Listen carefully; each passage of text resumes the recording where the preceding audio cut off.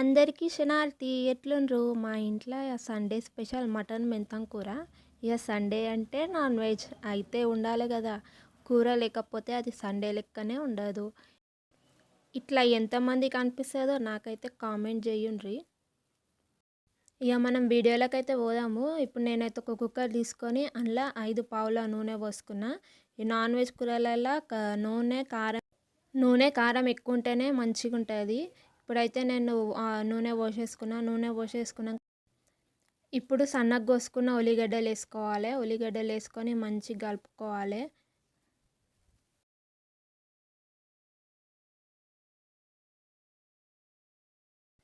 ఈ మంచిగా ఎగుతున్నప్పుడే అప్పటికప్పుడు నూరుకున్న అల్లం ఎల్లిగడ్డ వేసుకోవాలి. అల్లం ఎల్లిగడ్డ అప్పటిదప్పుడు అయితేనే టేస్ట్ జర మంచిగా ఉంటుంది.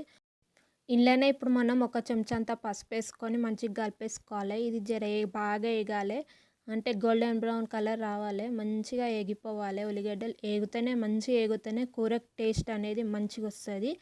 ఉల్లిగడ్డలు జర వేగినాక ఇప్పుడైతే మనం మెంతం కూర మటన్ వండుతున్నాం కదా. ఇప్పుడైతే మెంతం కూర ఈ సైజ్ తీసుకున్నాను నేనైతే.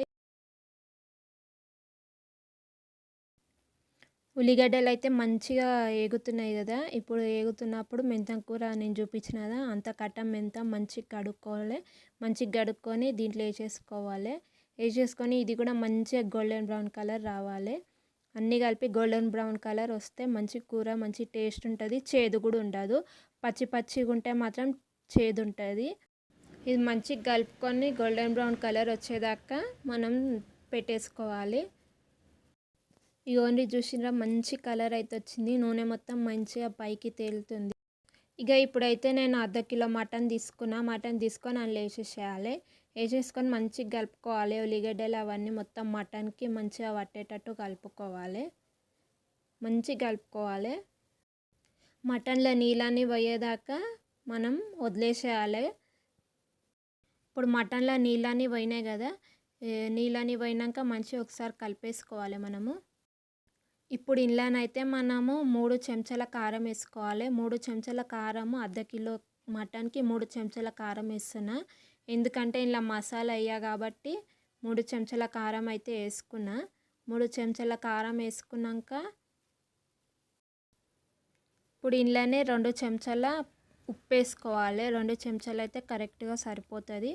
మనం తక్కువ అయితే మళ్ళీ తర్వాత వేసుకోవచ్చు, ఎక్కువ అయితే మనం ఏం చేయలేము. అందుకే 2 చెంచాల ఉప్పు అయితే వేసుకొని మంచిగా ఉప్పు కారం ముక్కలకు పట్టేటట్టు మంచిగా కలుపుకోవాలి.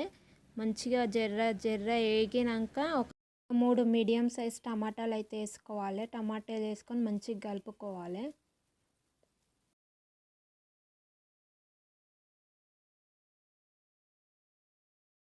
ఇప్పుడు కలుపుకున్నాం కదా. కలుపుకున్నాక ఈ టమాటాలు గిట్ట అన్నీ మెత్తగా అయిపోయేదాకా మనం మూత పెట్టి ఉంచుకోవాలి. మంచి గ్రేవీ కూడా వస్తుంది. అందులోనే మూత పెట్టి ఒక 10 మినిట్స్ ఇక మూత తీసి చూసినాం కదా. ఇక ఇదైతే మంచిగా గ్రేవీ లాగా వచ్చేసింది కదా మంచిగా. ఇప్పుడు అందులోనే నేను 1/2 లీటర్ వాటర్ తీసుకున్నా. 1/2 లీటర్ వాటర్ తీసుకొని మంచిగా కలిపేసుకోవాలి. 1/2 లీటర్కి కొంచెం చిన్న గ్లాస్ వాటర్ తీసుకున్నా.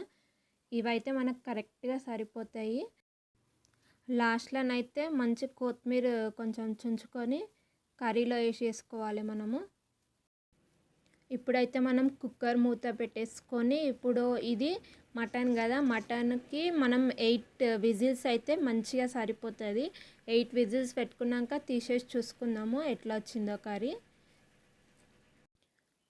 చూసిండ్రా కూర ఎట్లా వచ్చిందో, మంచిగా రెడ్ కలర్లో మంచి నూనె పైకి తేలుకుంటే ఎంత మంచిగా వచ్చిందో. ఇంతే కూర ఎంత బాగా కనిపిస్తుంది కదా రెడ్ కలర్లో. చూడండి ఎంత థిక్ గ్రేవీ వచ్చిందో, ఎంత థిక్ వచ్చిందో. ఇప్పుడు ఈ కర్రీకి మనం పచ్చి పులుసు వైట్ అన్నం వండుకుంటే చాలా టేస్టీగా ఉంటుంది. మన తెలంగాణ స్పెషల్ పచ్చి పులుసు. ఈ మటన్ మెంతం కూర వేసుకొని తింటే చాలా సూపర్ ఉంటుంది. వీడియో కనుక మీకు నచ్చినట్లయితే ఈ మటన్ కర్రీని ఇంట్లో ట్రై చేసి నాకు ఎట్లా వచ్చిందో కామెంట్ అయితే పెట్టండి. ఇంతేనండి ఇక ఈ వీడియో. మరిన్ని ఇట్లాంటి వీడియోస్ కోసం నా ఛానల్ని అయితే సబ్స్క్రైబ్